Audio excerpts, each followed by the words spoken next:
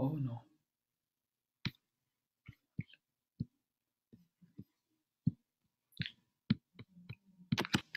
Hare Krishna, everyone. We welcome everyone to our virtual Sunday program. And this week we are on part two of our Lessons of Ramayana series. And we have with us Her Grace Preeti Vilasani Mataji, who will be presiding over today's session. Just a quick run through of our program schedule. We'll have Kirtan by Santosh Chaitanya Prabhu and Kamalakshi Mataji, followed by Mataji's class, question answer sessions, announcement, and prayers. So I will hand it over to Santosh Chaitanya Prabhu and Preeti Vilasani, and Kamalakshi Mataji to do the Kirtan. Thank you. Thank you, Prabhu. Namo Vishnu Padaya Krishna Prastaya Bhutale Srimate Bhaktivedanta Swaminiti Namane Namaste Saraswati Deve Gauravani Pracharine Nirvishesha Shunyavadi Bhaskatadeshtarine Jai Shri Krishna Chaitanya Prabhu Nityananda Shri Advaita Gadadhara Shivasadi Gaur Bhaktivinoda Jai Shri Krishna Chaitanya Prabhu Nityananda Shri Advaita Gadadhara Shivasadi Gaur Bhaktivinoda.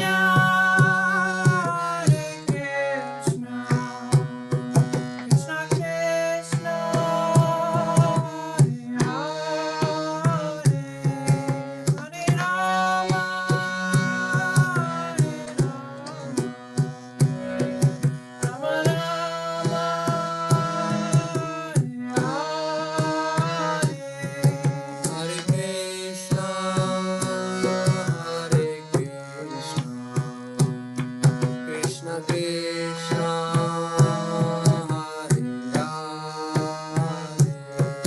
Hare Rama Hare Rama Rama Rama Hare Hare Krishna, Hare Krishna, Krishna Krishna, Hare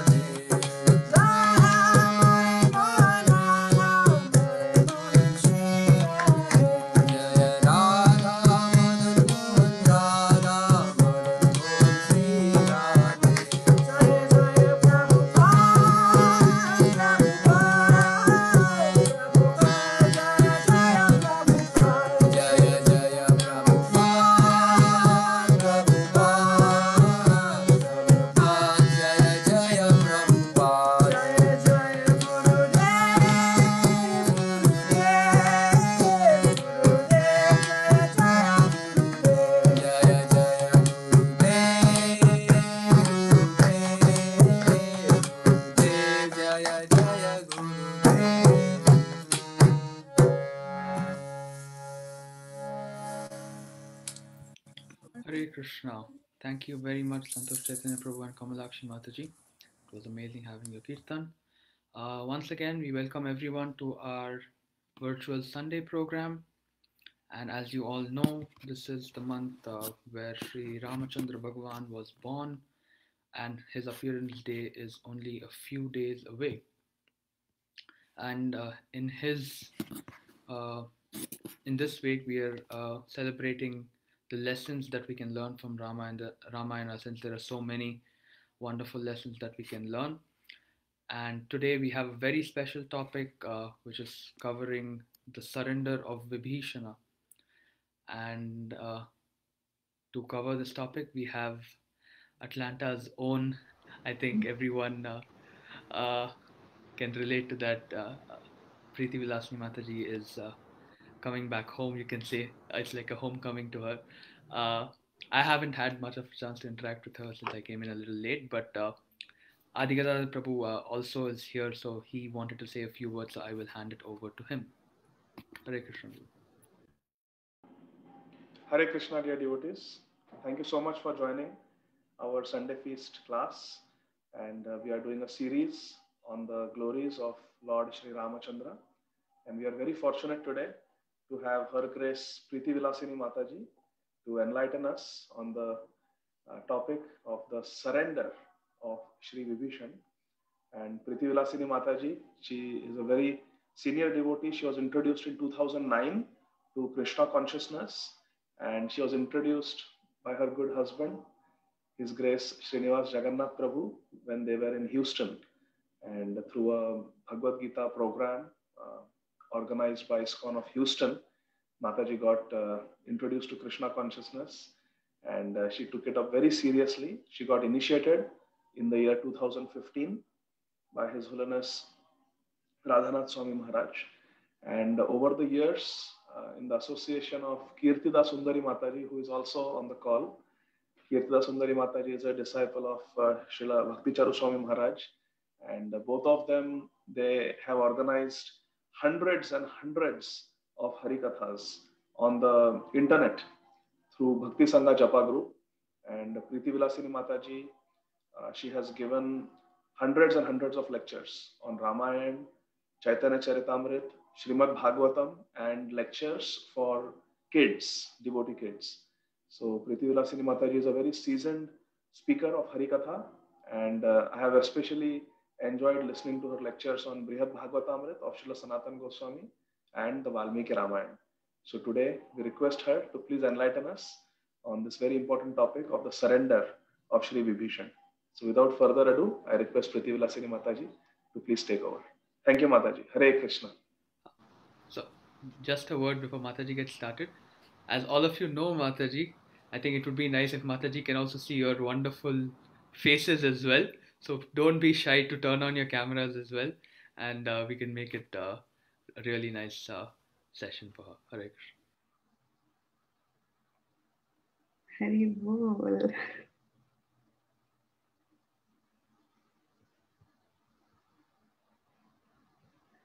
Hari Bol. Thank you all. Okay. Sadananda Prabhu, shall I start?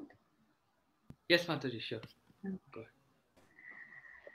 Okay, so first of all, I would like to thank both Adigadadar Prabhu and Sadanand Ramachandra Prabhu for their kind invitation. It's always good to be back home, Atlanta's home. And it's a very nice feeling to be amidst the wonderful devotees in Atlanta. They have been the best of friends for us, for me and Prabhu. So it's a great honor actually to come back and then get the association of all the Atlanta devotees. So thank you all so much. We'll start with the prayers. Om Ajnanati Mirandasya Jnananjana Shalakaya Chakshurunmilitam Yena Tasmai Shri Gurave Namaha. Mukam Karoti Vachalam Pangum Langayate Girim Yatkrapatamaham Vande Shri Gurum Dinatarinam. Nama Om Vishnu Padaya Krishna Presthaya Bhutale Srimate Bhaktivedanta Swami Nitinamane. Namaste Saraswate Deve Gauravani Pracharine Nirvishesha Shunyavadi Paschayata Deshatarine. जय श्री कृष्ण चैतन्य प्रभु नित्यानंद श्री अद्वैत गदाधर श्रीवासादि गौर भक्त वृंद। हरे कृष्ण कृष्ण कृष्ण हरे हरे, हरे Ram Ram Ram Hare Hare. So since we are doing Valmiki Ramayana, I would like to also offer prayers to Valmiki, Hanuman and Lord Sri Ramachandra. कूजन्तं Ram रामेति मधुरं मधुराक्षरम् आरुह्य कविताशाखां वन्दे वाल्मीकिकोकिलं. वाल्मीकिर्मुनिसिंहस्य कवितावनचारिणः शृण्वन् रामकथानाथं को नयाति परां गतिम्. वेदवेद्ये परे पुंसे जाति दशरथात्मजे वेदप्राचेतसा दासीत् साक्षात् रामायणात्मना. अंजनानन्दनं वीरं जानकी शोकनाशनं कपीशमक्षहन्तारं वन्दे लङ्काभयङ्करम्. मनोजवं मारुततुल्यवेगं जितेन्द्रियं बुद्धिमतं वरिष्ठं वातात्मजं वानरयूथमुख्यं श्रीरामदूतं शिरसा नमामि. आञ्जनेयमदिपाटनालनं काञ्चनाद्रिकमनीयविग्रहं पारिजाततरुमूलवासिनं भावयामि भवमाननन्दिनं. यत्र यत्र रघुनाथकीर्तनं तत्र तत्र कृतमस्तकाञ्जलिं बाष्पवारि परिपूर्णलोचनं मारुतिं नमत राक्षसान्तकम्. श्रीराघवं दशरथात्मजम् अप्रमेयं सीतापतिं रघुकुलान्मय रत्नदीपम् आजानुबाहुम् अरविन्ददलायदाक्षं रामं निशाचर विनाशनं Namami. Hare Krishna. So in observance of the upcoming Ramanavami festival, we are doing the series on the lessons from Ramayana, and especially from today, we have chosen Vibhishana Sharanagati, which is also called as the surrender of Vibhishana. And interestingly, today morning, I was very, very happy to see Rompad Maharaj, His Holiness Rompad Swami Maharaj was also talking on the same topic early in the morning when I logged in. So it seems to be a day to discuss this very wonderful topic from Valmiki Ramayana. So there is a very famous verse from the Purusha Suktam that says, Ajayamano Bahuda Vijayate. That means the Supreme Lord, the Supreme Unborn. The Lord is Aja, meaning he is unborn. But he takes birth from time to time in various incarnations just to teach the world by his own example and give pleasure to his devotees. So one such incarnation who was an epitome of mercy was Lord Sri Ramachandra. And Ram, he appeared in the Treta Yuga. And the pastimes of Lord Ram was recorded by Valmiki Muni in Valmiki Ramayana, which is also called as the Moola Ramayana. So Moola Ramayana means the original Ramayana. And of course, we have beautiful other retellings of Ramayana in various languages after that. And different Vaishnava acharyas have commented on the different verses of Valmiki Ramayana to churn out more and more nectar from these verses that Valmiki has written. So we know that the entire canon of Vedic literature that we have access to generally consists of the 4 Vedas. And then there are the Upanishads, which are about 108 or more. And then you have a set of Puranas and Itihasas. So generally, Vedas and Upanishads together, they are called as the Shruti Shastras, and the Puranas and Itihasas put together are called as the Smriti Shastras. It is said that it is very difficult to understand the actual purport of the Shrutis without taking supporting evidence from the Smritis. Smritis is nothing but Purana and Itihasas. So therefore, Puranas and Itihasas are extremely important. And in our Sampradaya, we have Srila Jiva Goswami, who's a very, very revered scholar. In his Sandarbhas, especially the Tattva Sandarbha, he has described the great importance of Srimad Bhagavatam. Srimad Bhagavatam is the essence of all the Vedic literatures. So therefore, he has given very heavy weightage to one of the Puranas. So just like how the Puranas are very important to understand the actual meaning of all the Vedas, similarly, the Itihasas also take a great importance. They also have a lot of importance. Now, among the Itihasas, what do we mean by Itihasas? Itihasas means historical records, right? So among the, basically epics, they are Itihasas. So these epics, among these 2 epics, there are 2, which is Mahabharata and Ramayana. Of the 2, Ramayana actually stands out and it is of greater importance than Mahabharata, interestingly, because In the Ramayana, the major focus is directly on the Lord, on Lord Sri Ram. Whereas Mahabharata, though Vyasadeva intended to write more about Krishna, it ended up being a collection of stories of various personalities. So therefore, Ramayana kind of scores a little higher than Mahabharata. And so understanding the importance of Ramayana, it is now important for us to understand what is the message of Ramayana. Why is Ramayana so important? Ramayana is very, very important because it directly glorifies the Lord. Yes, it deals with the Lord's pastimes. And not only that, Ramayana is filled with various lessons that one can learn. It is very, very rich with pastimes, values, and lessons. Now, when we say it is rich with pastimes and values and lessons, it is also rich with several secrets. So many of the acharyas, they have churned out that about 18 secrets from the Ramayana. So when we talk about secrets, what is so secretive about the Ramayana? What is actually there in the Ramayana? Actually, it is explained that the essence of the Ramayana is Sharanagati. Sharanagati means surrender. Ramayana has another name. It is called as Sharanagati Shastra. That means it is a Shastra that teaches us Sharanagati from the beginning to the end. Now, this we have all heard of Vibhishan Sharanagati, which is the topic today. It would be a surprise to know that there are so many Sharanagatis in the Ramayana. Actually, right from the Balakanda till the end of the Yuddha Kanda, several Sharanagatis are analyzed. How each person did Sharanagati, to whom they did Sharanagati, was that Sharanagati successful or was it a failure? Why was it a failure? Why was a particular Sharanagati successful? So all these details are churned out by different acharyas and they have recorded it. So basically for today's session, we are going to see Vibhishana Sharanagati, and the reference that I would be using is, of course, our Valmiki Ramayana, which is also called as the Moola Ramayana, and commentaries from Vaishnava Acharyas is what we'll be seeing. Specifically, I'll use some commentaries from the Sri Vaishnava Acharyas. And actually, there is a very nice book that has been released, translated by Vidwan Gauranga Prabhu, which is available now in ISKCON. I think Balakanda and Ayodhya Kanda is also released.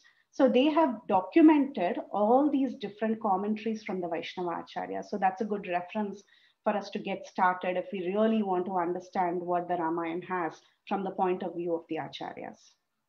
So as I said, Ramayana, the essence of Ramayana is Sharanagati. So just like our body, we have flesh, muscle, bones, and everything. It's a bag of flesh and mucus and bile and all that.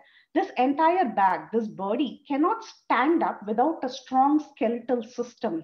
So similarly, for the Ramayana to stand up, it needs this strong skeletal system that is called as Sharanagati. So Sharanagati is actually the backbone of the entire Ramayana. And Vibhishana Sharanagati is the essence of all these different surrenders that are discussed within the Ramayana. So now let's get into the story and try to understand where exactly this Vibhishana Sharanagati begins. So you all must be familiar with the overall story of Ramayana. I'm guessing everyone on the call actually knows the entire story of the Ramayana on a high level. And in the Srimad Bhagavatam, in the 9th canto, in select verses, Shukadev Goswami has also described the Valmiki Ramayana. So what we will do now is we'll go to the fag end of the Valmiki Ramayana to a point in the Yuddha Kanda. So the first 20 to 21 chapters of the, or you call it the sargas, the first 20 to 21 sargas of the Yuddha Kanda, they mainly describe this particular episode of Vibhishana Sharanagati. So it was a time when Hanuman had gone as a messenger to Lanka and he found Sita, and he also was caught by Indrajit, and Indrajit lit fire on Hanuman's tail. And Hanuman, using this opportunity, he decided to do some extra service to Lord Ram, and he burned the entire Lanka. So you're all familiar with the story. So this was a period when Hanuman went and he burnt up Lanka, and he returned to Lord Ram and he said, Sita has been found. Lord Ramchandra was extremely happy. Lord Ram, the entire Vanarasena, all of them together, they started marching towards the southern ocean, which is known as the Indian Ocean. Now, meanwhile, let's shift our focus back in Lanka. What was happening in Lanka? So the situation was certainly very, very tense. Everyone was very unhappy. Ravana was very, very fearful. He was angry and his face was turned down. He was in complete sadness. And he also felt a little shame because this great Lanka was burned down by a mere monkey. So that's the feeling that he had. So he was extremely upset and he called out for all his ministers. So he called all his ministers and he wanted to have a meeting with them to discuss the situation. So he called all his ministers and he told them, an insignificant Vanara has dared to enter Lanka that is so well protected. He has come here, he has found Sita, he has had conversations with her, he has completely demolished our 1,000 pillar hall where all the Rakshasas we go and we enjoy. That place has been completely trampled and broken.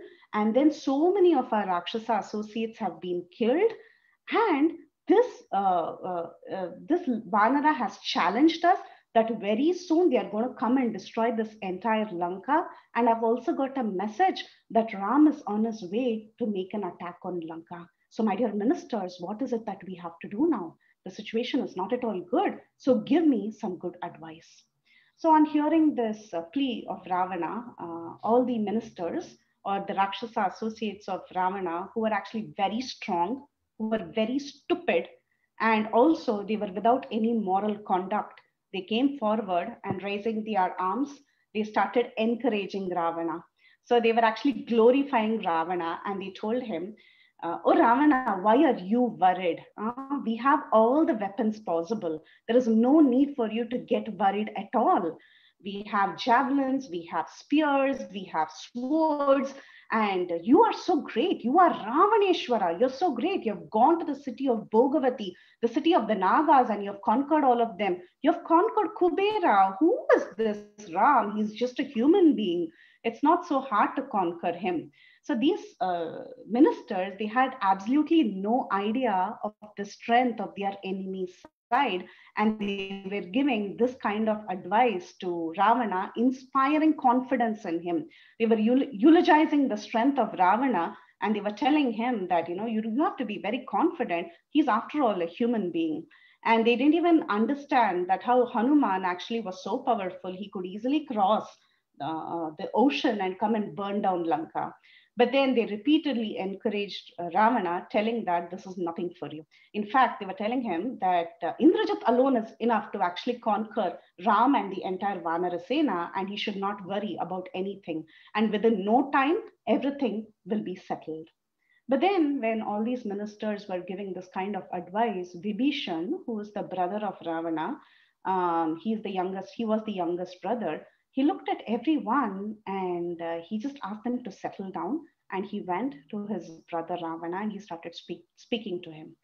So he told him, "How do you really, wish to attack Lord Ram? He's always very, very attentive. He has a very strong will to conquer." And also, he's very attentive and he has his anger under control.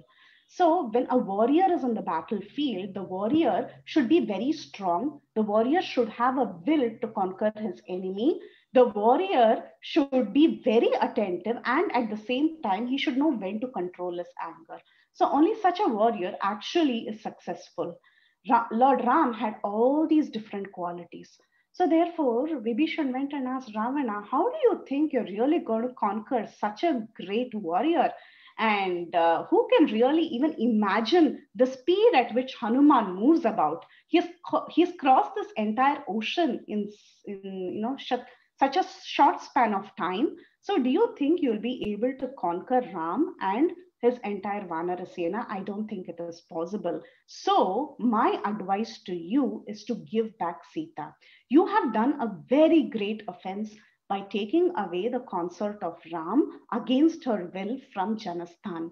And you have seen yourself, you've heard from Shurpanaka how exactly Lord Ram was able to conquer all the 14,000 demons, Karadushana, Trishiras, and all their associates in Janastan. He was a single person and he conquered 14,000 demons single-handedly. You have heard that first-handed from Shurpanaka. She has come and she has given you all this information, and still you think you can continue to do this, keep Sita with you, and you think you will win. It is not possible, Ravana. So it is better you give away Sita.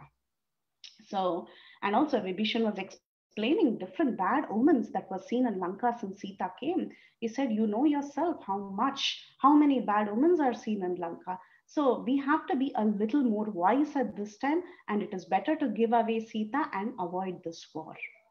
But then Ravana, he said, I do not have any fear, Vibhishan, and there is no way that this Ram can obtain Sita by any means. And I can defeat anybody.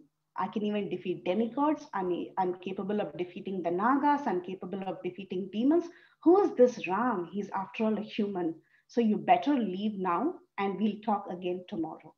So he said that and he dismissed the assembly. Everyone went back home. They had a good sleep. And the next day, again, Ravana called out to all his ministers so that he could discuss this matter. So this particular day, the next day, when Ravana called all his ministers, Kumbhakarna was awake. Kumbhakarna was the brother of Ravana. He was the other brother of Ravana.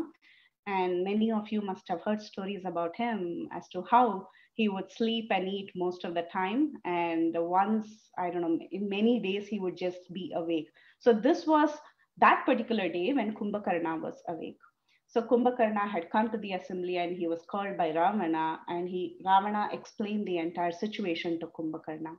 When Kumbhakarna heard this, he was not very happy with what had happened. So actually, he told Ravana, his brother, that whatever act you have done of taking away Sita, you have done it without proper thinking. You have done it in haste. It's not a good thing that you have done, but still, it's okay. I'm by your side and I will fight for you and I'll make sure that your enemies are neutralized. You're my brother, your enemy is my enemy. So this is how Kumbhakarna reacted. So you see a contrast between the two brothers. One side there is Vibhishan, the other side Kumbhakarna. Both of them did not approve of Ravana's act. Still, one wanted to stay by the side of Ravana while the other actually decided to move on. Very similar situation we actually see even in the Mahabharata also. So even in the Mahabharata, we see Yuyutsu and Vikarna. They were two characters on the Kauravas side. Vikarna actually spoke up when Draupadi was humiliated. But however, Vikarna fought on the side of the Kauravas. But it was Yuyutsu who actually walked away from Duryodhan's army and he joined the Pandavas and he survived in the war because he decided that supporting Dharma is definitely more important than getting too emotionally attached to relationships. So that's how, it's very similar to Mahabharata, these two brothers, how they reacted. So meanwhile, while Kumbhakarna gave this confidence to Ravana, there were other demons also who were supporting Ravana very, very strongly. And they were telling him there is nothing to worry and we are with you and we can handle the situation. But again, Vibhishan, he began to speak. And he told his brother, my dear brother, there are many kinds of ministers. Everyone likes to give advice, but very few people tell the truth as it has to be told. Very, very few people tell this, and you do not have enough good advisors. Please give back Sita, otherwise you will have to face Lord Ram's arrows. And he tells him that, you have these ministers and you have these brothers and your son like Indrajit and Kumbhakarna and other associates like Nikumba and Mahodara and others who are very strong. I don't deny that. But then none of them can withstand Ram in battle. And you can be assured of this. And I'm telling this to you because I really mean well for you. You're my brother and I don't want you to die. I don't want to see your death with my own eyes. So that is the reason I'm giving you this advice. The rest of them are advising you only for your own destruction.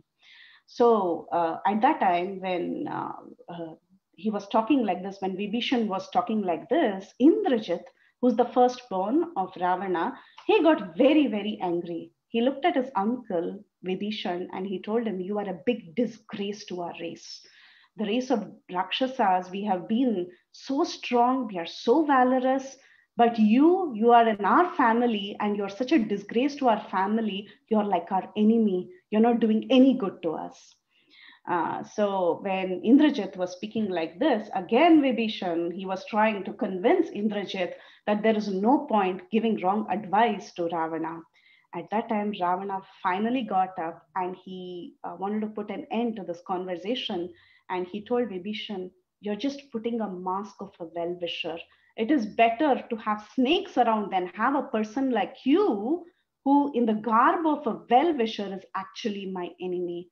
So then Vibhishan, when he hears these angry statements from his brother Ravana, he tells Ravana that, maybe it's time for me to move on. And there is a very beautiful verse in the Valmiki Ramayana that goes like this. Abravicha tada vakyam jata krodo vibhishana antariksha gata shriman brataram rakshasadipam.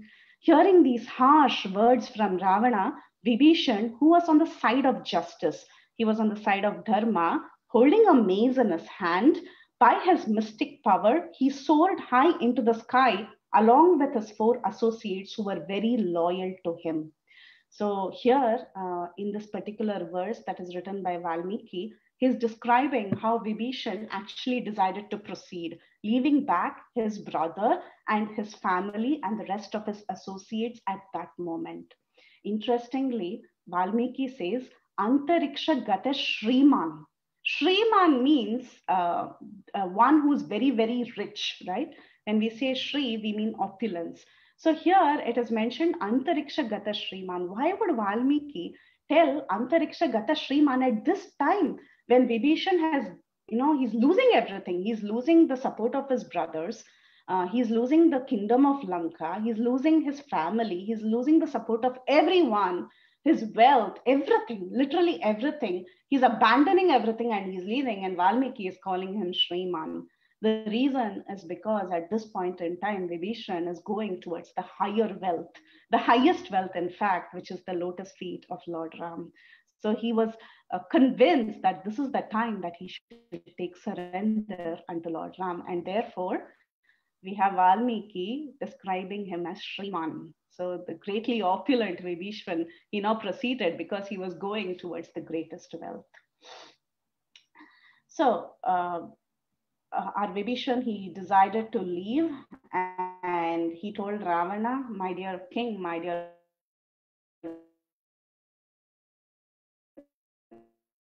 brother, you're definitely my you, but I will continue to respect you because you are my brother. But remember, whatever I spoke so far is only for your good. And being your brother, I don't want to see you be killed. You be happy with your ministers.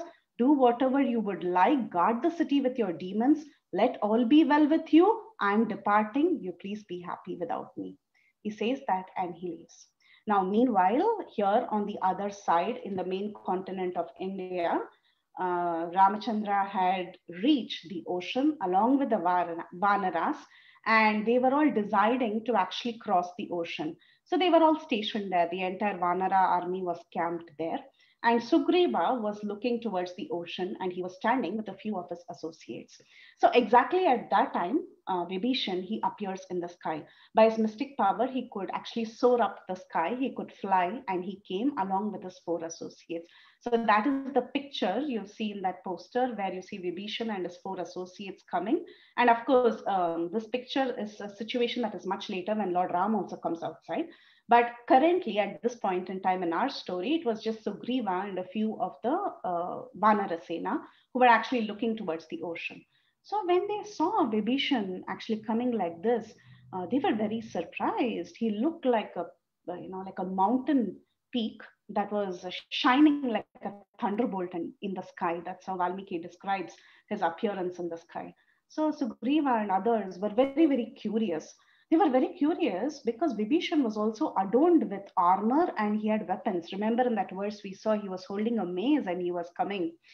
So when they saw that Vibhishana has come with 4 demons, the immediate thought that they had is that this demon has come to attack us. So that was the immediate thought they had, and all these Vanaras, they started discussing among themselves. So there was a lot of conversation and chaos, and Vibhishan, he decided to remain stationed there in the sky. He was very intelligent. He didn't descend down. So he just stayed in the sky there, and he decided to tell who he was. And then calm down these Vanaras who were actually talking amongst themselves. So Vibhishan, from there, he spoke in a very loud voice. He said, there is a demon called Ravana. That Ravana is the king of Lanka, and he has a very bad conduct. I am his younger brother known as Vibhishana. So this is how he introduces himself. First, he talks about his disqualification. There is a very bad demon called as Ravana, and I am his brother. That is the disqualification he speaks of. Then he tells exactly why he has come there. What is the background? Why has he come there? For that, he says that Ravana of bad conduct, what he did was he took away Sita from Janasthan, killing a bird. That bird was Jatayu. So he killed that bird, he carried away Sita, and he has held her captive in Lanka, guarded by several demonesses. So this is the situation of Sita. I, being a brother, I tried to persuade him. I tried to tell him in so many ways that this is not correct and Sita had to be returned. But he would not listen to me. He did not listen to me, just like how a perverted person wouldn't accept a good medicine when he's ill.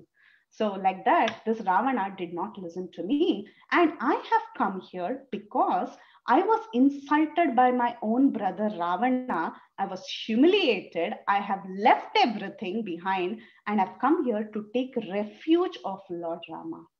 Raghavam Sharanam Gataha. So inform Rama immediately. Inform the protector of all the 3 worlds immediately that I, Vibhishana, has come here. So very beautifully he explains the situation. First he tells his disqualification. Now the monkeys are like, okay. And then he tells the background story. Now they have more faith in what he's telling. And then afterwards he tells the reason for his coming.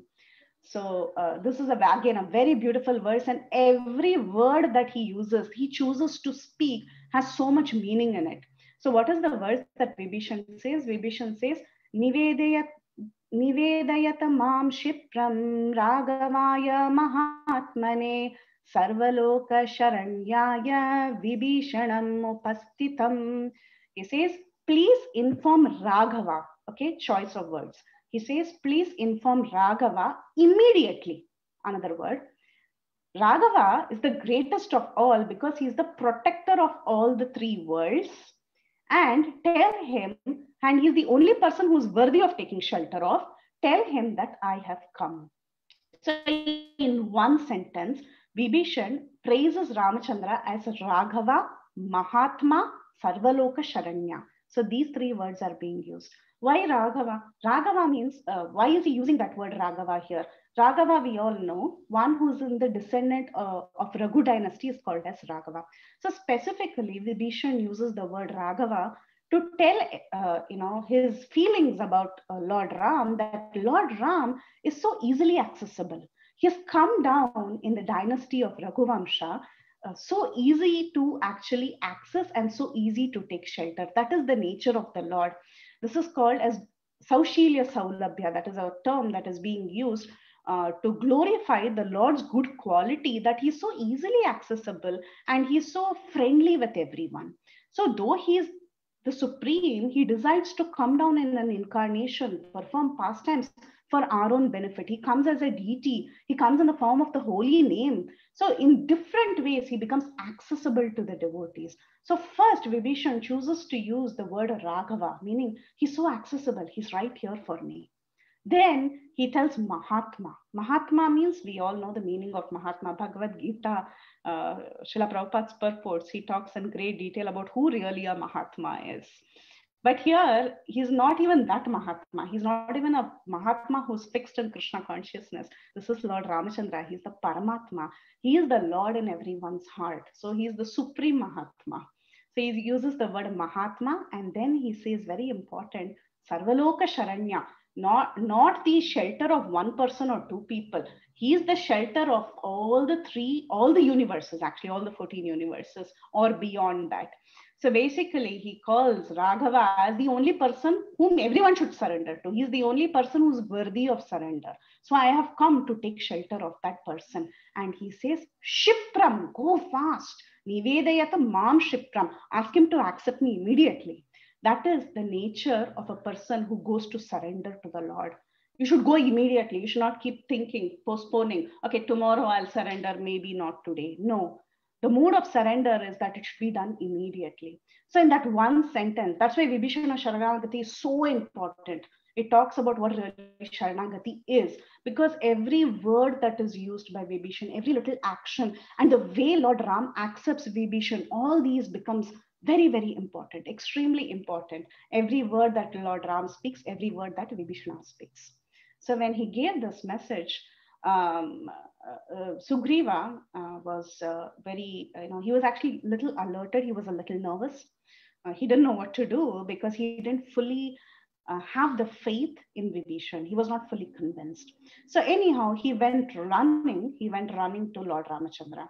Now, there's another thing that Vibhishan showed here. Vibhishan very well could have come down and then he could have walked to Lord Ram and knocked on his tent and told him, Ram, I'm here to surrender unto you. But Vibhishan didn't do that. What he did was he went through a devotee. That is also another ornament of surrender, meaning before you always surrender through a devotee. You don't approach the Lord directly. So that is another thing Vibhishan actually demonstrated in this one verse, halting there in the sky. Then our Sugriva, he went running to Lord Ram and he told, my dear Lord Ram, there is one person who has come and he's a demon. He calls himself as the brother of Ravana. His name is Vibhishan, and he's telling us that he has come here to surrender unto you. Rama, I know that you're very, very compassionate. You're extremely compassionate, and you are very, you like to give your mercy to everyone. But then this is not the time. We have to be very, very alert. So please think twice before you accept. So while we were talking, this is what he went and he told Lord Ramachandra. And at this point, Ramachandra was thinking, what should I do now? Because Ramachandra was very, very keen on giving shelter to Vibhishan. At the same time, he could understand the mood of Sugriva. As far as Sugriva was concerned, Sugriva was very concerned about the welfare of Ram, the protection of Ram. That was the mood in which he went and gave the message. It is not that he did not like Vibhishan and he went and gave such a message. Rather, at this point in time, Sugriva was thinking about the welfare and protection of Lord Ram. At this time, Lord Ramachandra was thinking, how am I going to convince Sugriva and how am I going to give protection to Vibhishan? So this was the mood in which Lord Ramachandra was sitting there before he could speak up. So when Vibhishan actually spoke this wonderful verse and he was standing there in the sky, he had this mood of surrender. Sugriva didn't understand it, but Lord Ram could completely understand this. Now, a question may be raised, actually, who can really surrender? We see that a demon has come. He's waiting for Ram's permission to actually take shelter under a lotus feet. So what is the qualification of surrender? A demon has come to surrender, right? So what is the qualification? Is there any prerequisite? Should a person come from a particular family to surrender? Should he be wealthy? Should he be very well learned? Should he be beautiful? Should that person be a he or a she? What is the qualification for a person to surrender? Or should that person be an animal? We don't know. So anyway, so is there a qualification for a person to surrender? The answer is no. Anybody can surrender. There is no such qualifications to actually surrender. Remember, when Draupadi surrendered, she was not in a very good condition. She was in a miserable condition when she surrendered. When Gajendra surrendered, he was in the ocean and his leg was bit by a crocodile and he was bleeding. It was not that he did Achaman and he took shower 3 times in a very pure state. He went and surrendered. No, he didn't do any of it, right? So actually, there is no prerequisite for surrender. Anybody can surrender. You can be anybody, even an animal, and you can surrender. but we should be aware of whom we are surrendering to. Surrender should be done only to the right person. Surrender cannot be done to any random person, and that is also described in the Ramayana throughout, that when they do surrender to the wrong person, that surrender fails. So surrender should be very clearly done to Sarvaloka Sharanya, who's the Supreme Lord. Only then actually ultimately it's going to be fruitful. Only a person who can actually give shelter is worthy of surrendering to, right? So that is very important. So we know that the qualification for surrendering, there is nothing much, but we should understand to whom we are surrendering. He should be Sarvaloka Sharanya. What is the specific quality that makes the Lord Sarvaloka Sharanya? It is a Saralata and Shaktiman, meaning he's the strongest and he's capable of giving you protection because he's the Supreme Lord. And not only that, he's very, very simple. He's very Saralata. That's why he calls him Raghava. Tell Raghava that I have come. He's Sarvaloka Sharanya. Saralata means simplicity. The Lord is so simple-hearted. He's very, very simple, easily approachable. So therefore, because the Lord has these two qualities, he's the only person who's worthy of taking shelter. Now, we said there is no qualification for a person to go and take shelter, right? That is what we said. But then actually, there are two qualifications. These two qualifications are not external, like how I was describing. You know, you don't have to be rich or beautiful or wealthy or any of that. Those are all external. But then there are two internal qualifications that is required for a person to surrender. These two internal qualifications are called as Akinchanatvam. First thing, Akinchanatvam. Prabhupada, he describes this. Kinchana, na kinchana, kinchana means something, he says. Na kinchana means nothing. A person who has nothing to possess is called as akinchana. That's why Krishna is known as Akinchana Gochara, right? That's one of the names of Krishna. When Kunti Maharani prays, she says, Tvam Akinchana Gochara. You are the shelter of the ones who have nothing. We have nothing.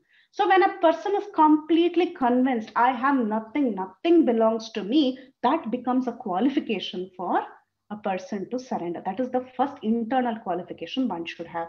Another qualification that is required is Ananya Gatitvam, or Prabhupada calls it Ananya Bhak. That means this person should know that he should not go to anyone else. He should only go to the Supreme Lord. Okay, Ananya Gatitva means you should not go to some demigod thinking, okay, I will send a petition to Krishna or Lord Ram. I'll also give another petition to some demigod so that the demigod can protect me. If you're thinking like that, then there is no Ananya Gatitva. That means there is no one-pointed focus, devotion towards Lord Krishna. That is not Sharanagati at all. That is one thing. Second thing, Prabhupada says, he adds one more thing. He says that you should not even go to the Lord for something material. You should only, when you do Sharanagati, you go only for pure devotional service. That is actually Sharanagati. Prabhupada says the deviation is that sometimes we are inclined to become a devotee for some material benefit. So there it is said that Ananya Bhakti means without any deviation, without any material profit, you have to become a pure devotee. Only then you can enter the spiritual world. So that's Prabhupada's words I just read. So Prabhupada says these two things, Ananya Bhak and Akinchanatvam. These two are extremely important. What is this Sharanagati? What is Sharanagati? We're saying surrender, surrender. What is surrender? Sharanagati, the definition is given in Padma Purana. Okay. Not only is it there in Padma Purana, Bhaktivinoda Thakur has written it in his Sharanagati poem. He has explained it very beautifully. And Srila Sanatan Goswami, he documents it in Hari Bhakti Vilas 11.417. That is the verse where he documents it. And this is the most popular one that all of you know, which is the purport of 1866. 1866 Sarvadharman Parityaja, right? You read the purport of Srila Prabhupada, there he speaks about the 6 limbs of surrender. Anukulyasya sankalpa pratikulyasya varjanam rakshishyati iti vishvaso goptritve varanam tata atmanikshepa karpanye shadvidaha sharanagatihi. So the 6 aspects of full surrender to Krishna are accepting things favorable for devotional service, rejecting things unfavorable for devotional service, believing firmly in the Lord's protection, feeling exclusively dependent on the mercy of the Lord for one's maintenance, having no interest separate from that of the Lord, always feeling meek and humble before the Lord. So this is the actual definition of Sharanagati. Having these 6 limbs is actually called as Sharanagati. So basically, one should approach the Lord in a mood of seeking shelter, in a mood of helplessness, then that is called as Sharanagati. And of course, Vibhishan, he has now sent Sugriva. He doesn't directly approach the Lord, he sends Sugriva with a message. Now, here we have Lord Ram has heard the message of Sugriva, and Sugriva has told Ram, now it's you decide, you're very merciful, you forgive everyone, but you know what to do, but don't take this too light because Vibhishan is a demon and he has to be killed.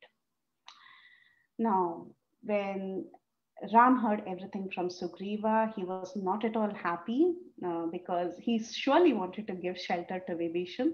So his face had withered. He became very, very silent and his face became very small because he wanted to do something which is accept Vibhishan. So then he looked at the rest of the Vanaras and he told the rest of the Vanaras, Sugriva has given his opinion. He has spoken very reasonable words. I don't deny that. A demon has come. It's a very critical situation. But then I would like to hear all of your other opinions also. So like this, he asks all the Vanarasena to give their different opinions about Vibhishan. Seeing that Lord Ram's lotus face had become so wrinkled, the Vanaras, they did not want to discourage Lord Ram, but they also gave their opinion, but in a slightly polished manner, that's all. They also said the same thing ultimately, that it's not good to actually accept this demon who has come here. First, Angada spoke up. Angada is the son of Vali, and he was the prince now, so the youngster in that entire group. He spoke up. He was very intelligent, and like how any youngster speaks, he said, oh, you should do an examination, conduct an exam and see if he's qualified.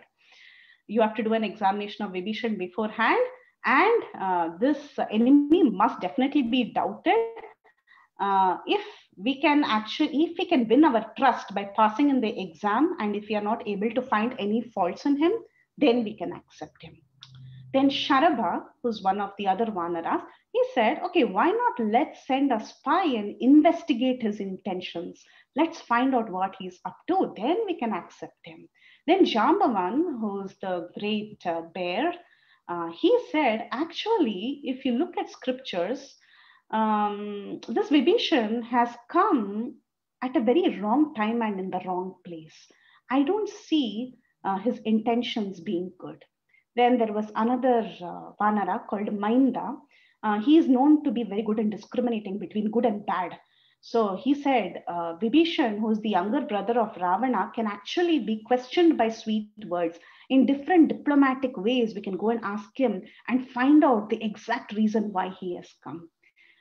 And then Sugriva, he said something very interesting. He said, actually, we cannot trust Vibhishan. We cannot trust Vibhishan when he has come here at this time, because just imagine the situation in which he has come. He has abandoned his own brother. He's abandoned his own brother Ravana, that too when Ravana needed the most support. His entire Lanka was burnt and he's helpless. Instead of supporting his brother, he has come here. So that means his intentions are not good. Ram smiled because Ram was thinking, what did you do? Same thing happened between Vali and Sugriva. They had to give up each other. So anyway, Ram, after listening to all of this, he looked at Hanuman to see if Hanuman had anything to say. Hanuman was silently listening. And when Hanuman was asked to speak up, Hanuman, before he spoke, he was just thinking of all that had happened in Lanka. Now, Hanuman, he knows exactly the situation. He knows what has actually happened in Lanka because he is the one who has gone there firsthand. It was only Hanuman who went there and saw everything in Lanka. So, and he knows very well that it is Vibhishan who is the only person who is actually genuine in Lanka. And when Hanuman was burning down the entire Lanka, it was only Vibhishan's house that he did not burn. So he knew that Vibhishan actually spoke in his favor when he went as a messenger, when he went as Ramaduta to the court of Ravana. It was only Vibhishan who spoke in his favor. So he very well knew the character of Vibhishan. So this well-educated Hanuman, who's the best among all counselors, he began to speak very, very meaningful words that is very brief and very sweet. He told, my dear Ram, just a second.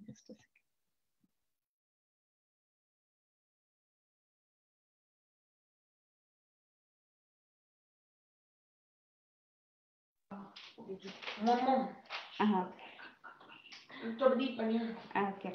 So, Vibhishan, Hanuman, he said, my dear King Ram, I'm not talking for the sake of argument or for the sake of competition with other counselors of yours or for the sake of showing my superiority that I'm great or out of passion for debate. I'm not talking for any of these reasons. I'm purely speaking because of the importance of the matter in hand. This is a very important matter. I see some error in all the advice of your different counselors. Actually, at this point in time, it is not possible for us to conduct a very judicious investigation into Vibhishan's character. And, it looks very awkward for us to go and conduct investigation on a new stranger. And some of them told that, Vibhishan has left his brother at a wrong time, but I don't see anything wrong in this. Surrender means it should be done immediately. You should come immediately for surrender. Where's the question of considering time, place, circumstance, and other factors? So I feel whatever Vibhishan has done is perfect. And you really cannot investigate and ask him questions and conduct examinations at this point in time when he's halted there in the sky and he wants to come and meet you. This is not the time for all of this. The place and time, everything has been perfectly situated, has been perfectly chosen by Vibhishan. He has clearly seen the demerits on Ravana's side and he has seen your character and your capability, and that is the reason why he has come here to take shelter of you. So this is the right way to surrender. He has come to the right place. Then he tells, your counselors are finding so many faults, but I can tell you one thing. I was there when I saw Vibhishan actually coming and speaking to Sugriva. A person's intention can be found out by his face. Face is the index of the mind, right? Face is the index of the mind. You all know that. So he says, when you look at a person from his body language, from the way he speaks, from the way he makes pauses, how he makes an eye contact, from all these methods, you can find out whether really this person is genuine or not. You can easily find out. And if that person is lying, it is very, very easy to make it out. It is not so hard. And I can clearly understand that he has no other intentions. He's very genuine and he is speaking the truth. So this is the final verdict of Hanuman. And Hanuman says that I think he's very genuine, and seeing the good conduct of yours and the bad conduct of Ravana and hearing about your glories, he's completely convinced and he has come here to surrender unto you, and he should be accepted because he's good. So, and then finally he says, but you do what you feel. You are the final judge of the issue, so you take the decision. So now Hanuman has given a contradictory opinion to his king Sugriva. And Sugriva said no. The rest of the Vanaras, they also said no in a polished way. While we have our dear Hanuman saying, no, take him. He's a nice person. So when he heard both these, Lord Ramachandra looked at all of them and then he said, now I want to tell my opinion. He says, both of you, both parties have spoken very nicely. I approve of Sugriva's point that Vibhishan is actually a demon and we are not sure of his intentions. It is correct. We are not sure of his intentions. But I also approve of the point that Hanuman made that Vibhishan should be accepted. Even if we are not sure of Vibhishan's intentions, Vibhishana should be accepted as Hanuman actually spoke. He said a very beautiful verse, Mitra bhavena sampraptam nyatyajeyam katanchana dosho yadi api tasya syat satam etat agarhitam. Rama said, by any means, I do not desert anyone who arrives externally with a friendly appearance, even though he might have a defect within, meaning even if he has bad intentions. He must be accepted, whoever he may be. How does it matter whether this demon is good or bad? Does it really matter for me? Even if he is bad, he cannot do much harm to me. Pishachan Danavan Rakshasan Prithivim Chaiva Rakshasan Anguli Agrena Tan Hanyam Ichan Hari Ganeshwara. O Sugriva, O Hari Ganeshwara, Maharaja of the Vanaras, if I wish, I can kill all the Pishasas, Yakshas, Danavas, Rakshasas, everyone living on earth with the tip of my finger. I don't need anything more. So don't worry, nobody can harm us. So you see, Sugriva's actual intention in his heart was no harm should come to Ram. It was a very sweet relationship. Though externally he judged Vibhishan wrongly, still Sugriva's heart was that nothing should happen to Ram. So Ram tells him that don't worry, even if there are a horde of Pishachas or Yakshas or Dhanavas or Rakshasas, whoever it may be, if I want to, with the tip of my finger, I can extinguish all of them. Ram was very determined to give shelter to anyone who surrenders to him even once. Even once. Even once if someone surrendered to Lord Ram, Ram was ready to give shelter. He told a story. Now it was Ram's Harikatha. Ram wanted to tell a story to all the Vanaras assembled there. He says there is a story that is mentioned in scriptures. Now Ram began quoting from scriptures. He said, once there lived a male and a female pigeon on a tree. A hunter came by and he killed the female pigeon with his arrows. The female pigeon died. The hunter took the female pigeon and went away and cooked it and ate it. Now the male pigeon was without his partner. The male pigeon was feeling intense separation from his partner. The same hunter one day night came to the same tree where this male and female pigeon were actually resting, and it was very, very cold that day night. Since it was very cold, this hunter lit a fire and he was seeking warmth from that fire. Okay, so he was below this tree, he had lit a fire and he was shivering in cold. He had not eaten anything that day. So he was extremely hungry, emaciated, and he was in such a bad condition that he was almost about to die. Okay, it was a very bad day that day. At that time, the male pigeon thought that this hunter has come as a guest to my place. Even if he has killed my wife, so what? Let me fall into that fire and become his food. So that male pigeon voluntarily fell into the fire and got cooked so that his guest, who's the hunter, could eat something. So this is the nature of that pigeon. So Rama stopped and he told Sugriva, this is actually my story. That male and female pigeon are myself and Sita. Ravana is that hunter. In the story, the female pigeon was killed, but here only Sita has been kidnapped and taken away. In that story, the same hunter came back to the tree, but here only Ravana's brother Vibhishan has come. And that hunter did not go to surrender, but here Vibhishan has come to surrender unto me, not with any sort of enmity. The pigeon decided to give up his life, but here I don't have to give up my life. I just have to accept a person who has come to my surrender. So my situation is far better than that of the pigeon, and I do not want to become lower than that pigeon. So then he told not only that. So whenever we quote, we quote from Shastra, and then we also talk about examples of people who have shown this in the past, right? So that's how you substantiate a point. You quote from scripture. You also quote examples of different exalted personalities who behaved like that. So like that Ram, he also, being a descendant of Shri Maharaj, who gave a portion of his flesh for that little pigeon who was attacked by the eagle. He said, I come and as a descendant in Shibi Maharaj's family, and can't I just give shelter to Vibhishan? I don't have to chop off my flesh and feed the eagle. I don't have to do that, but at least I can give abhayam, or I can give shelter to Vibhishan. And then he said, not only that, sadhus like Kandu Rishi, they have given us this advice. If someone comes begging, someone comes for shelter, even if he's a very miserable person, if he says that I have come here for refuge, he should not be killed. Even if he is an enemy and he is very, very bad, he's very arrogant, even if it means that I have to abandon my own life for it, Still, the sadhus recommend that a person who has come for shelter should not be rejected.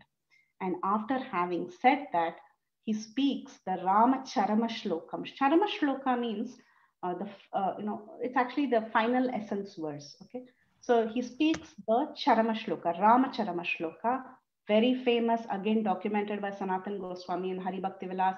We see this verse in Chaitanya Charitamrita and so many other places.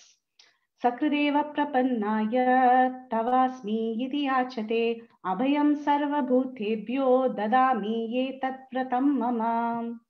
He who seeks refuge in me just once, telling me that I am yours, I shall give him assurance of safety against all living, against everyone. I give shelter to everyone. This is my solemn pledge. I have taken this firm vow.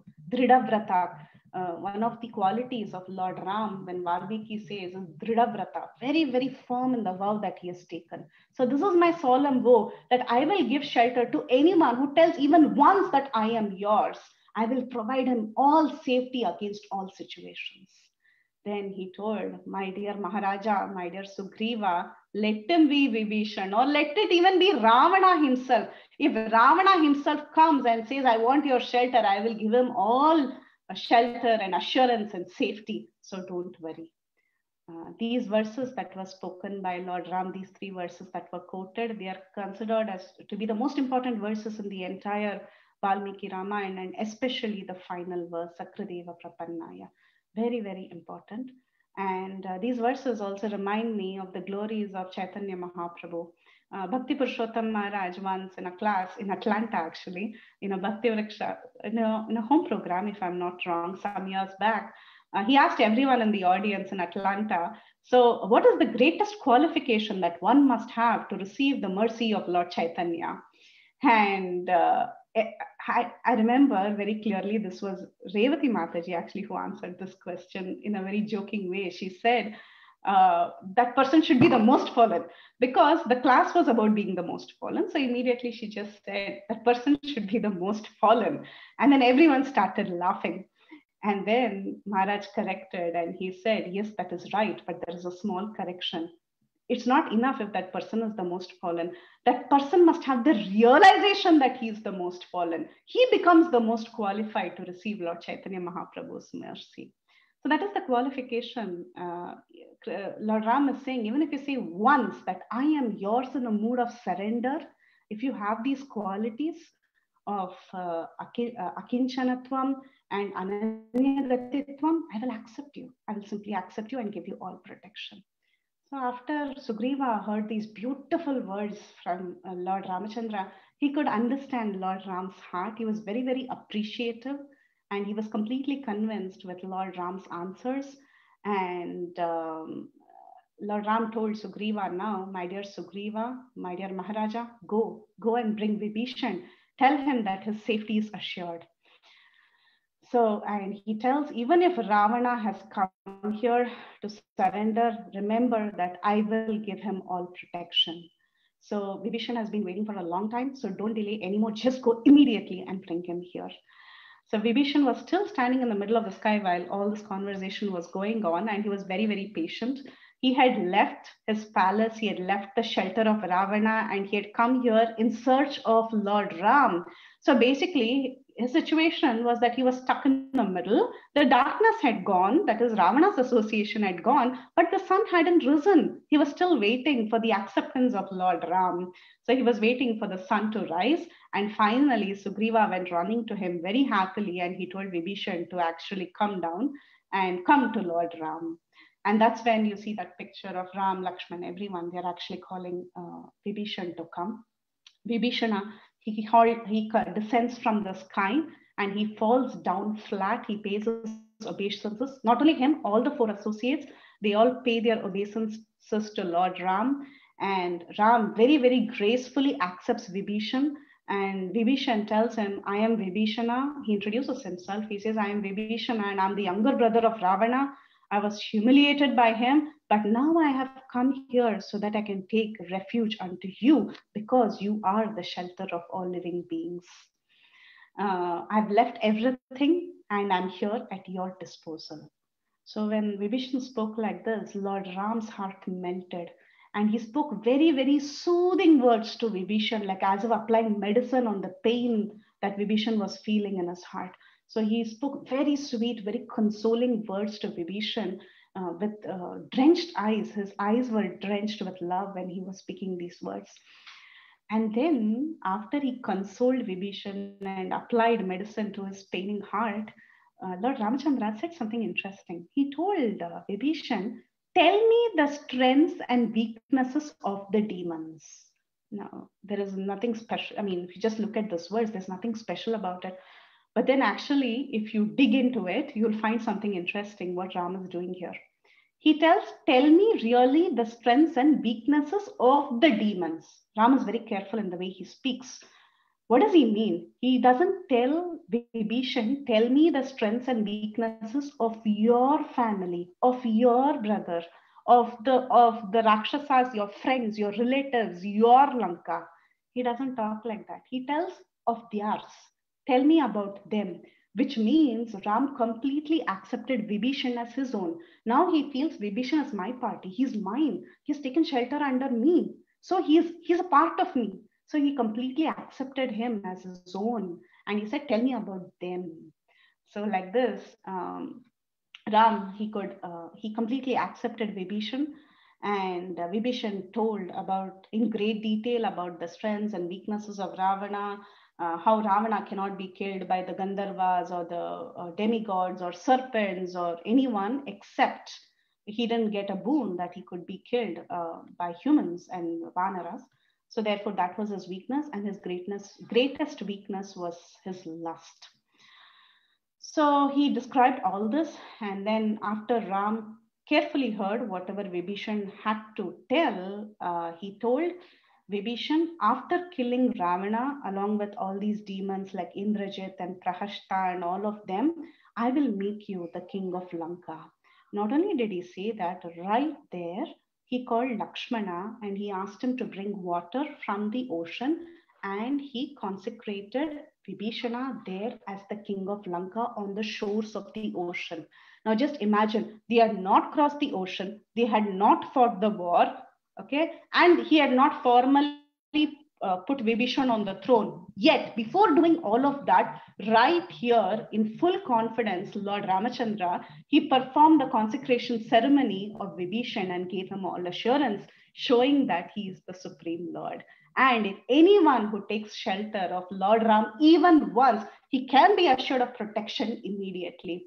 So from this example of Vibhishan, we can easily conclude that complete surrender, if one goes with a clean heart of complete surrender, he can be assured of protection and the Lord's acceptance immediately. So Lord Ramachandra did that, and we should all understand that it is not without a reason that even the instructions of Krishna in the Bhagavad Gita ends with Sarvadharman Parityajya Mamekam Sharanam Braja Aham Tvam Sarva Papebhyo Mokshayishyami Ma Suchaha. So Krishna is very, very firm in that. It tells very clearly, surrender unto me, I will take care of you. Don't worry. I will take care of everything. All your sins will be vanquished and you will be given complete protection. So Vibhishana Sharanagati, this is a high level explanation of Vibhishana Sharanagati. There is so much more to it, but I'm trying hard to keep up time. So thank you so much for this opportunity. It is actually the essence of the Ramayana. If we have understood Vibhishana Sharanagati, we can understand anything in the Ramayana.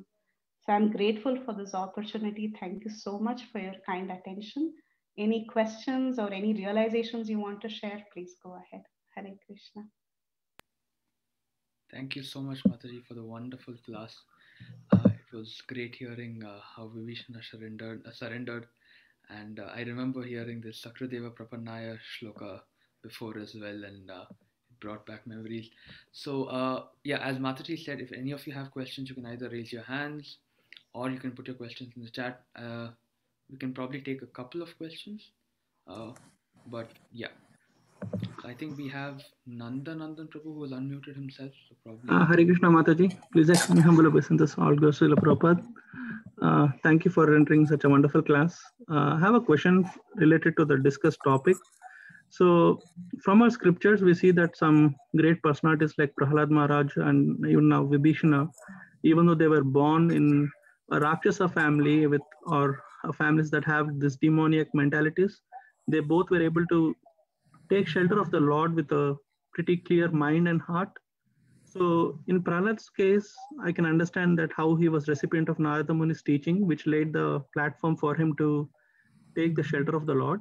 However, I'm trying to understand in this context what made Vibhishana to overcome the typical samskaras that he may have within him, having taken birth in a demoniac family like Ravana and Kumbhakarna, and yet he was pretty clear in his ideals or goals on as to what is right and what is wrong, and he just moved to take the shelter of the Ram. He didn't struggle really to as such to take the shelter, but he was very clear in how Lord Ram was the right person and kind of moved to take shelter of the Lord's Ram.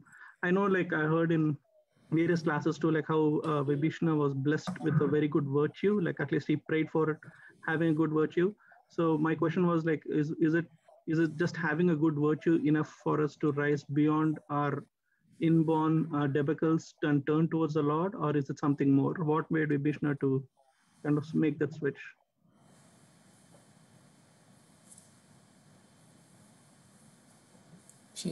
Mataji, you're on mute, Mataji. Thank you, Vrishabhanu Prabhu. Yeah.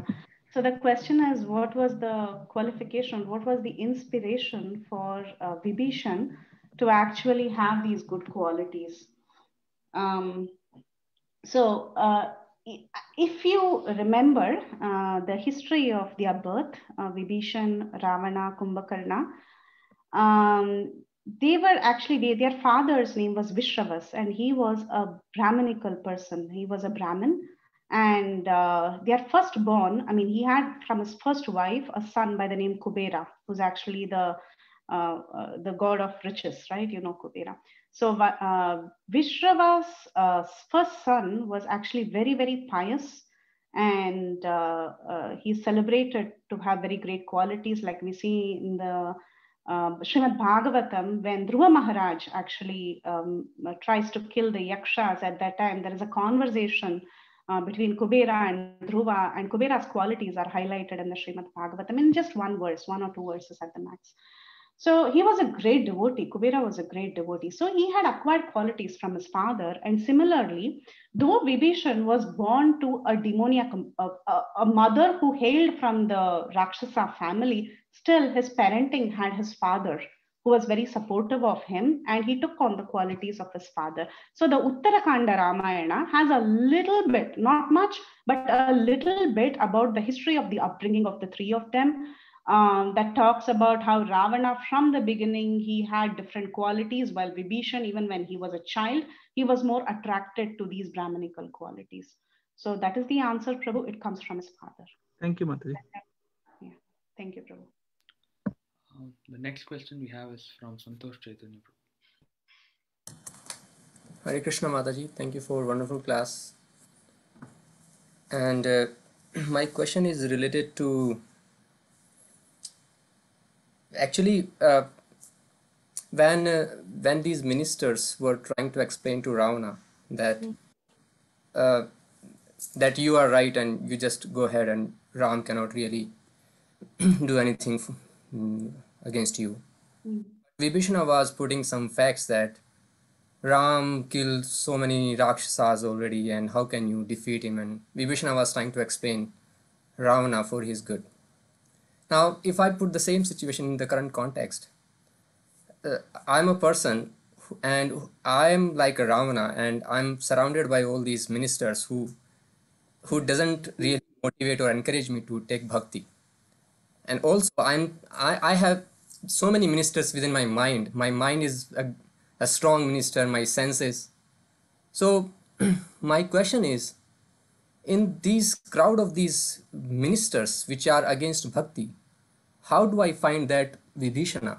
Because it happens sometimes that I get one Vibhishana and he is trying to show the way, but I cannot recognize that Vibhishana because the facts these ministers are putting me, those are the right facts, because these ministers puts the facts that, you know, check these devotees, what they are doing, they are just asking for donations. Every now and then I see a message on WhatsApp that go fund me, please, I'm I'm helpless from the devotees. So the facts are against the devotional life in Kali Yuga. And the one Vibhishana, that one Vibhishana cannot really put those facts. So it is difficult for me to recognize that Vibhishana, and how do I understand the message from that Vibhishana? Okay. Yeah. So this, I mean, it is a specific case question, but I'll try to understand how I would probably view the situation. I don't know if that will help. So yes, we have a lot of people telling us that, look at it from a fact perspective or look at it practically, this is not good and it's not helping us in any way. But at the same time, we have a good counsel also who tells us things probably that would, in a very dharmic way or in a very devotional spirit. And sometimes we tend to get influenced by the other people. So how do we actually more align towards the devotional, take inspiration from these people who are actually devotees is your question, right? If I'm not wrong, is that what you're asking? Okay. Yeah, I mean, So it my comes question, go ahead. my question is that how do I decide what is wrong and what is right when the facts are also against with the wrong? Facts are with the wrong. Yes, Prabhu, we have to use our intelligence, that is true to some extent. But then beyond that, we should have some clarity as to finding this whole situation of finding there are certain from scripture. First thing is we take support from scripture. If scripture says that there are certain, your specific case, let's take your specific case, that about giving donations, okay, if that example helps. So scripture says there are people in certain ashramas who have to be supported by the grihasthas. Okay, scripture says so. Is there a way that they're actually getting the money from elsewhere? Are they independently getting it from elsewhere? You assess the situation, you look at the specific case and take guidance from scripture ultimately. That's what I would say. Scripture says if a grihastha should help, if he can help, first, of course, you have to maintain yourself, you have to take care of yourself. Everything is there. Look at your own personal situation. And if you think you can help, if that person is really helpless, I think you should go ahead and help. Depending on the capability and the capacity in your hand or in your situation, you'll have to take a decision. But yes, we should have ministers who are always helping us, like Vibhishan. But the other source of reference for you would be to check out what scripture says, because ultimately it is Shastra that guides us. Sadhu is very important, but Shastra gives us the ultimate guidance. So it is good if you can back up whatever advice you have with Shastra Pramana, that will help you. And Shastras have answers for everything. They have answers to everything. So if we can be very transparent with ourselves, because that's the first thing, we already have a preconceived notion and we refuse to be transparent with ourselves. That's something that we all struggle with. If we can really be transparent with ourselves and then keep Shastra as the reference between the different advisors, that will help us. Are you able to connect with that, Prabhu? Yes, Mataji, that's very good point. Thank you. Thank you very much. Santosh. Thank you very much, Mataji. So actually, Vedasar Prabhu is also on the call, so I think he wants to say a few words as well. So, Prabhu, yes, go ahead. Hare Krishna, Vedasar Prabhu, please accept my Krishna, Priti Mataji, my humble obeisances to you and all the assembled Vaishnavas. We are so fortunate that accept my humble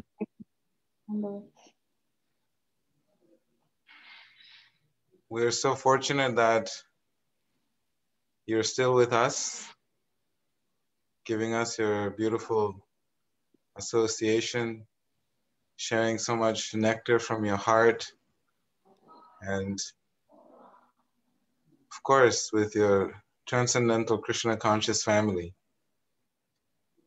And I've been hearing the classes, but due to another conflict with other programs that I'm doing, it's hard for me to come on the Sunday calls. But I didn't want to miss the opportunity to hear some deep realizations from your heart today. So thank you so much for sharing on our Sunday Feast calls. Thank you so much, Prabhu.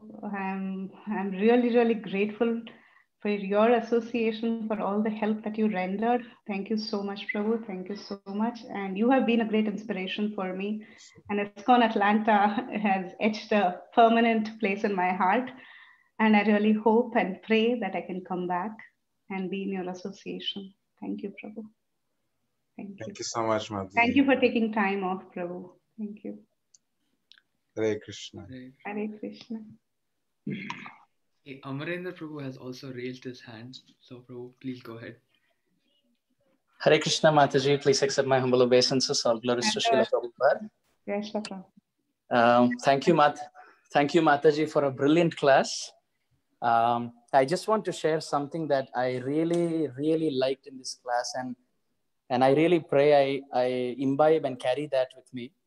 I really liked something that I had never heard in my life till now. Something very sweet. Two things that you said, in fact, 2 lines straight from the Valmiki Ramayana. Somehow we hear stories from the Valmiki Ramayana, but we don't hear the verses enough. So I liked 2 things. One is Antariksha Gatam Shriman, that I really liked. And second thing I liked is Raghavam Sharanam Gataha.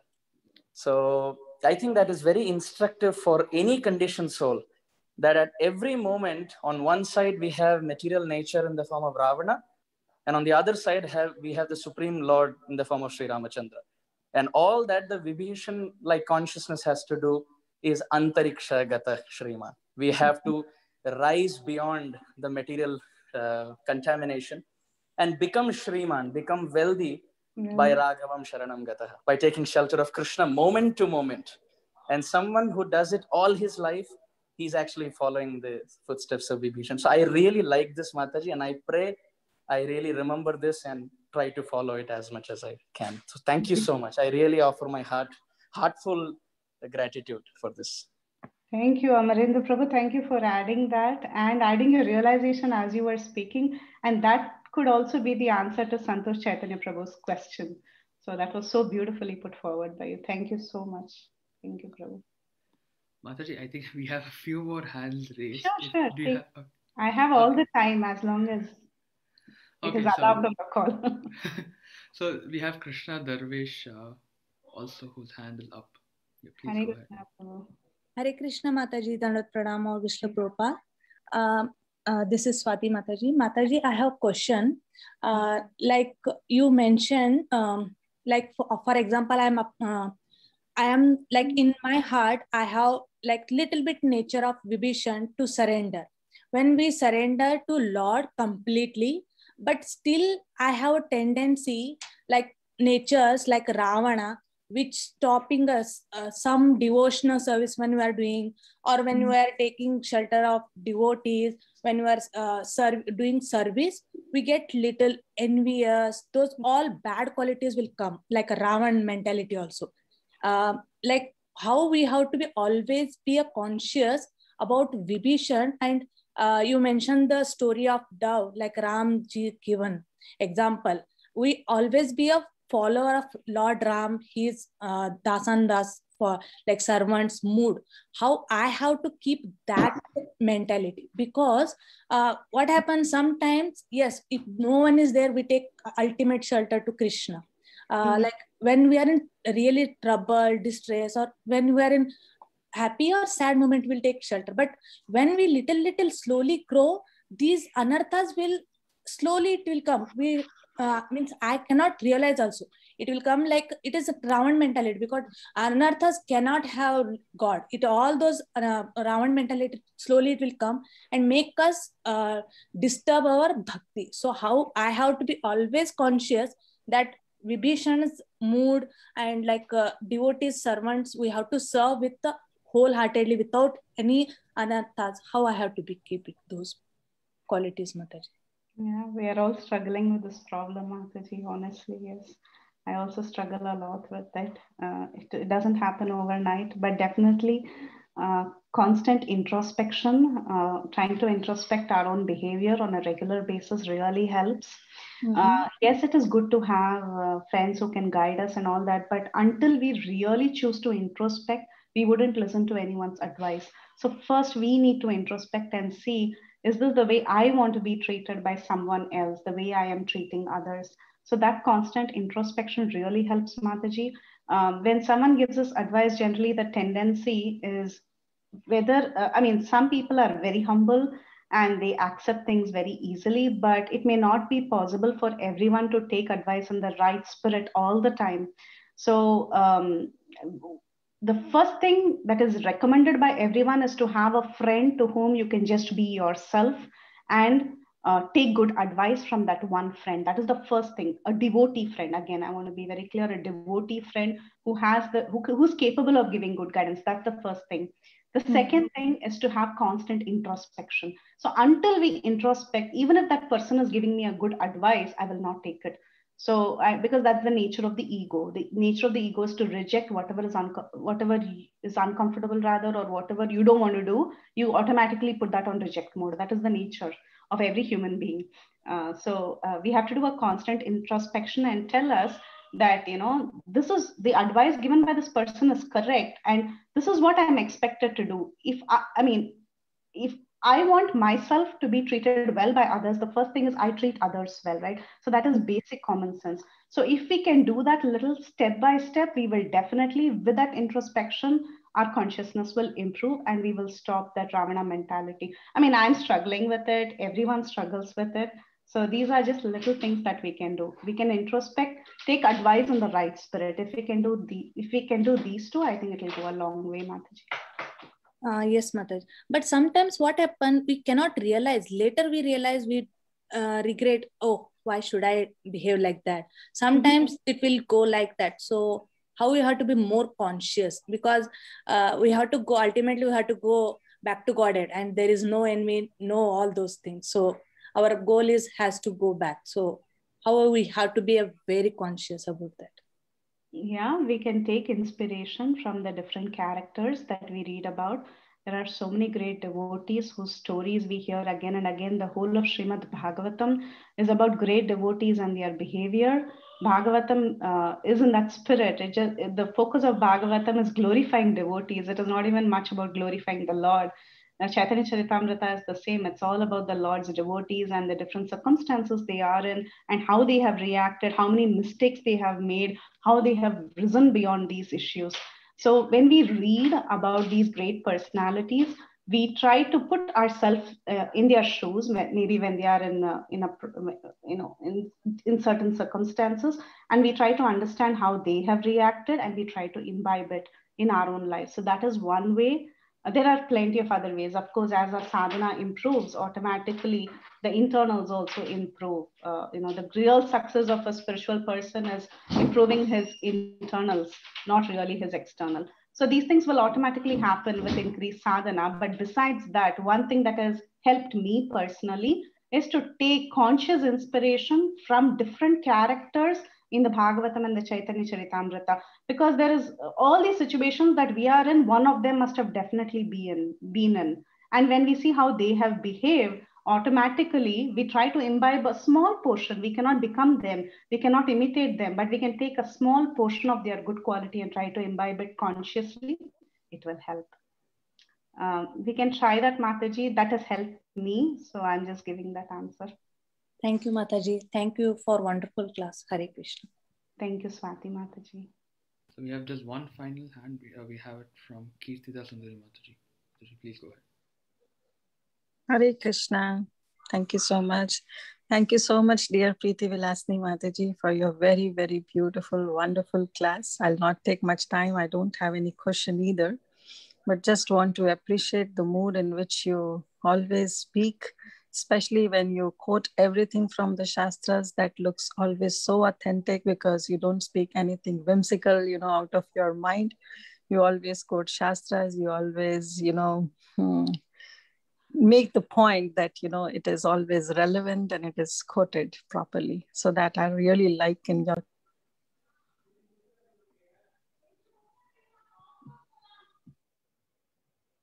Kirtida Sundari Mataji got muted. Hare Krishna, can you hear me now? Yeah. Yeah, so I was just telling that you always help us envision those pastimes, take us to that yoga, whether you speak Ramakatha or you speak Krishna Katha or you speak Brihad Bhagavatamrita or whatever. So thank you so much for, coming on this call, and I really appreciate all the Atlanta devotees for calling you, for inviting you, and helping us to enlighten into this subject matter. Thank you so much. Hare Krishna. Thank you, Kirtida Sundari Mataji. The truth is that I'm nothing without your blessings. Thank you for your continued support and giving me all the inspiration from time to time. Thank you so much, Mataji. Thank you so much. Once again, Prithvilasni Mataji, thank you so much for the wonderful class and answering everyone's questions so patiently. Vesla Prabhu, thank you for joining and also giving your comments as well. Adhikadadar Prabhu, who is the one who actually invited Mataji, I want to thank him as well. Prabhu, do you have any final words to say, Prabhu? Sudananda Ramchandra Prabhu. Thank you very much, Priti Vilasini Mataji. I really appreciate your class very much. It was such a wonderful class, and like Kirtida Sundari Mataji said, you always quote from Shastra, so it's very authentic. And two take-home messages for me from your class, which I learned new from your class. Many things I learned new.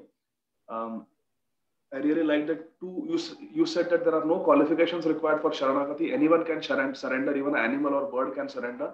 But you said there are two qualifications required internally. And that is, you said, Ananya Bhak, we should have only one shelter, Lord Krishna, Lord Ramachandra. And second, you said, Akinchan. You should have that Akinchanatva, that I have nothing. Everything belongs to Krishna. These 2 points I like very much. So Akinchan means I have nothing, and Ananya means I only have Krishna. So it's contrasting, but I love that point very much. So thank you very much, Mataji, for this wonderful class. I hope and pray that you can give more and more classes to ISKCON Atlanta in the future. Thank you very much. Hare Krishna. Thank you so much for the opportunity, Prabhu. I always feel grateful to you. Thank you so much for everything. Thank you. Thank you. Thank you so much, Mataji. Now I will just be going over the announcements quickly, which include what our next session is. And yes, just give me a second. Let me just share the screen. So yes, today was the surrender of Vibhishana or Vibhishana Sharanagati. And next week we have a very special guest once again arranged by our dear His Grace Adhikadadar Prabhu. We have His Grace Chaitanya Charan Prabhu from ISKCON Chaupati, a disciple of Radhanath Maharaj. He is going to be talking about Lord Ramachandra, how he was the ideal human being. He's also known as Maryada Purushottama. So how he showed us how to live the life of a perfect human being. And please note the change in time since Prabhu is speaking from India. The timing of his class will be at 7 p.m. We might start a little earlier actually with some kirtan or something like that. But please stay tuned to all the flyers and messages that we'll be sending out so that you are in tune with what time we'll be having the program. So please note that the timing will be slightly different. And sorry about the different times this month. You know, we are trying to get speakers from all around the world and the country. So therefore we're having different timings. We also have the midweek program. This week we have His Grace Sikhi Mahiti Prabhu, who is going to be speaking on Kirtanam. As you know, we are doing the 9 processes of Bhakti in our midweek program, which we started last week, which was very well received by a lot of devotees. We had His Grace Adhikadadar Prabhu speak on Shravanam, and this week we have Kirtanam by His Grace Sikhi Mahiti Prabhu. And yes, since we are on the subject of Lord Rama, Lord Rama's appearance day, Sri Ramanavami, is on the 21st of April. We have an amazing program scheduled starting from 6:30 p.m. with Abhishekam. We are also having His Grace Gaurang Prabhu from, the devotee who manages Govardhan Eco Village, an amazing devotee, also part of the Shastrik committee. He's going to be speaking on the appearance of Lord Rama on that day, so please do not miss that session as well. It's going to be amazing. We also have our media page, which is the Linktree page, where you can access all our media pages just with a single click, be it our Facebook, website, Instagram, YouTube. Also our Sunday classes on YouTube, you can access those playlists directly with just a single click from any of the links on this website. Next up, prayers. Yes, so we've recently also gotten some news on some devotees being affected by COVID. So this is not Jeptak Maharaj's health in general is a little down, so we request prayers for him. I think he recovered from his COVID, so he's doing well that way. But I think he still has some complications there.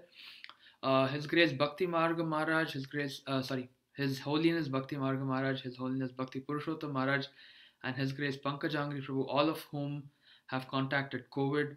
Especially His Grace Pankajangri Prabhu seems to be a little serious, so we need prayers for him as well. Also Govardhan Leela Mataji, who is a little sick.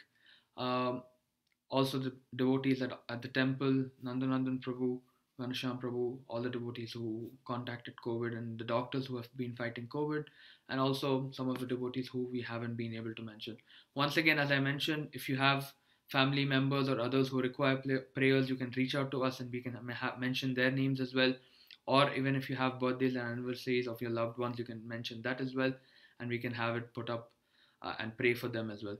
So let's chant the Hare Krishna Mahamantra 3 times, and then we'll have Narsimha prayers by one of the children from our community, who's Prathamesh and Vamshi, I think. So let's chant the Hare Krishna Mahamantra 3 times, and then we move on to the Narsimha prayers. Hare Krishna, Krishna Krishna, Hare Hare, Hare Rama, Rama Rama, Hare Hare. Hare Krishna, Krishna Krishna, Hare Hare, Hare Rama, Rama Rama, Hare Hare. Hare Krishna, Krishna Krishna, Hare Hare, Hare Rama, Rama Rama, Hare Hare. So Prathamesh, over to you.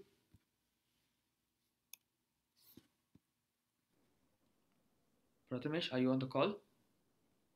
Yes, Hare Krishna, Prabhuji. Yes, go on. Hare Krishna.